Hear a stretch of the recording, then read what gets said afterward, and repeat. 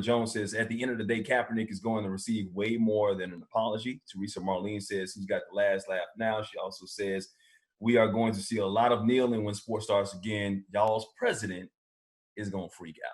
But ain't that fake, Mike? Everybody want to give Cap, you know what I'm saying, like, praise now. Like, that's fake to me. You know the kneeling doesn't seem so harmful now. Yeah, fake, after the protest, do it. Yeah. It doesn't seem as harmful. The funny thing is Cap hasn't said anything, so it's like, what does Cap actually want? Because people I know have been saying, oh, Cap is good. He needs to be back in the league. Mind you, he hasn't played in the league since that 2016 season. And so it's like, I mean, the longest person to go without playing and come back was Deion Sanders. He did a couple years and then went back into the league. So it's like, does Cap want to play? Like, what does he want? And he hasn't really said what he wants the NFL to do to, like, apologize to him. You know what's crazy, Britt? We are letting Kaepernick, they're going to let Kaepernick back in on another man's death. That's it. You know what I mean? Because if it wasn't for George Floyd dying, they would still be hating on Colin Kaepernick. But, you know, it's a good thing for Kaepernick, but it's still fake, man, because another man had to die to let and for people to pay attention on what's going on, why Kaepernick was kneeling and everything. That's just fake to me, man. It's crazy. Yeah. Well, he's still not back in yet. I mean, they really haven't even said his name. A lot of the owners haven't even come out and spoken out against racial injustice, so you know where they stand. A lot of them are Donald Trump supporters, so you know where they stand. So you know the NFL still has a racial issue, even though they can come out with all the statements and Goodell can say what he wants to.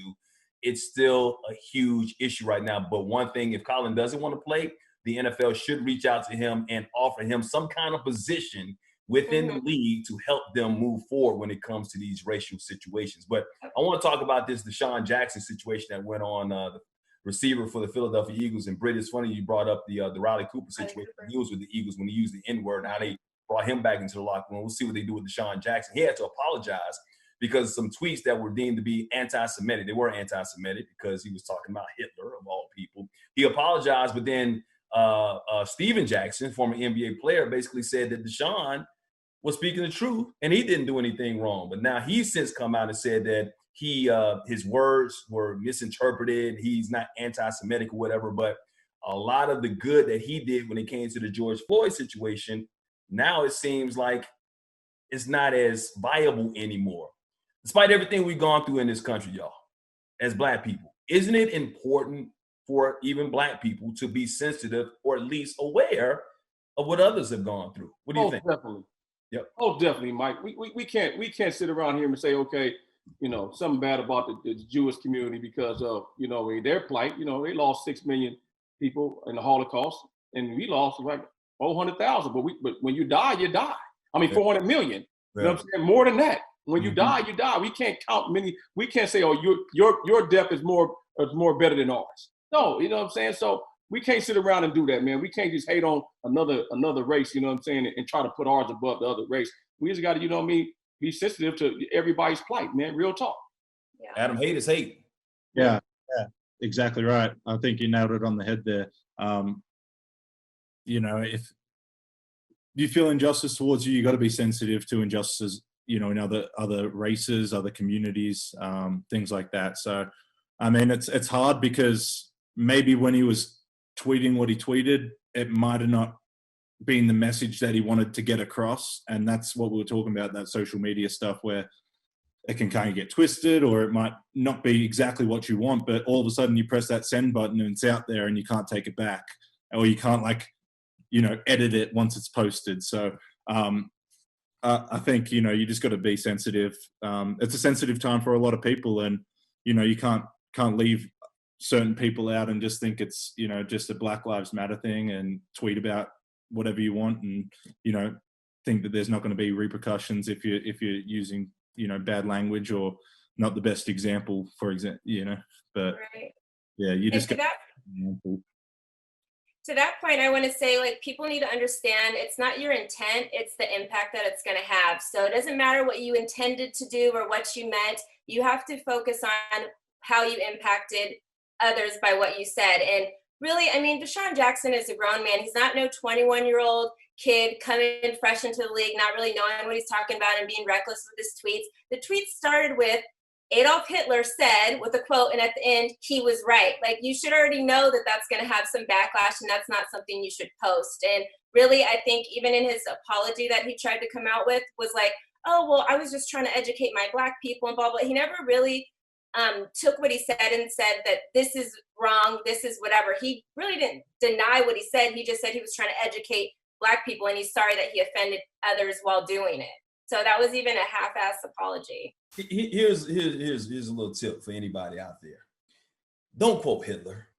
It ain't ever gonna be good if you ever quote Hitler. I mean, definitely shouldn't be quoting somebody like Hitler because, look, yeah, he was a terrible person, a horrible person, one of the most horrible person that's ever walked this earth. He killed a lot of Jewish people, but guess what, Black man? He hated Black people too. So Right. he hated us. He thought he is, when you talk about white supremacy, which we're talking about in this country, he was the biggest white supremacist probably in the history of mankind. The Aryan nation, that's where they stem from. That's why they wear the swastikas. I mean, that is not smart whatsoever. So I'm happy he apologized, but at the same time, it's education. And I'm glad that Julian Edelman, who plays with the Patriots, who's also Jewish, basically came out and had a little talk. And now they want to get together so we can each one teach one and learn from one another. That's the most important part. And you know what? I'm going to tell my, I love DeSean Jackson. You know what I mean? I'm going to tell him just like this because he's from LA. Come from a place of love, brother. When you come from a place of love, love conquers all, man. That's all you got to do, Black man. Amen.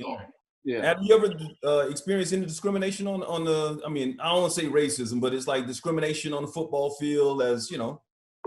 Not necessarily towards me. I haven't really seen too much out there. It's kind of, it's a weird thing. When you're in the game, it's kind of, you're just out there playing, you know, you're so locked in on the game, you don't really pay attention to a lot of that stuff. But, you know, it's everywhere, you know, it is everywhere. But, you know, I personally haven't seen examples of it during like sport and stuff like that. Most of the stuff I've seen has been pretty, you know, mutual, and, you know, there hasn't been much degrading of people because of their race and stuff. I think if there was, a lot of people would stand up and say something. You know, I haven't been, you know, I would if I was in a locker room and I saw a white guy, you know, saying the N-word or going at a, you know, African-American guy because of his race, I think 99% of the locker room would stand up and be like, dude, we're not having that. Like, if you want to be that guy, you can get out. You know, that's not what we're about. You know, we're a family in this locker room. And that's what it is. You know, you can build this family in the locker room, but you got to take that family outside of the locker room. You got to, you know, be brothers with these guys off the field as well, not just on the field, because on the field, you're giving everything to each other. I'm putting my body on the line for you, and you're putting your body on the line for me. So why can't we do that outside of sport? Mm-hmm. Yeah. Human nature could learn a lot from the world of sports. I always felt like sports transcends and it's a microcosm of life. So hopefully we can become more and more like teammates. And a big thing, and I think one tough thing is, you know, guys might not be racist, but their family might be, or people that in their circle might be. So, you know, in the locker room, they're one way, but then once they're in their social settings, it's a whole different thing because the people that they're around and what their beliefs are. Because as I was saying earlier, we see a different side of almost the world and people inside a locker room and in that environment, because in that environment, nothing else matters. I don't care if you're Black, Asian, Mexican, doesn't matter.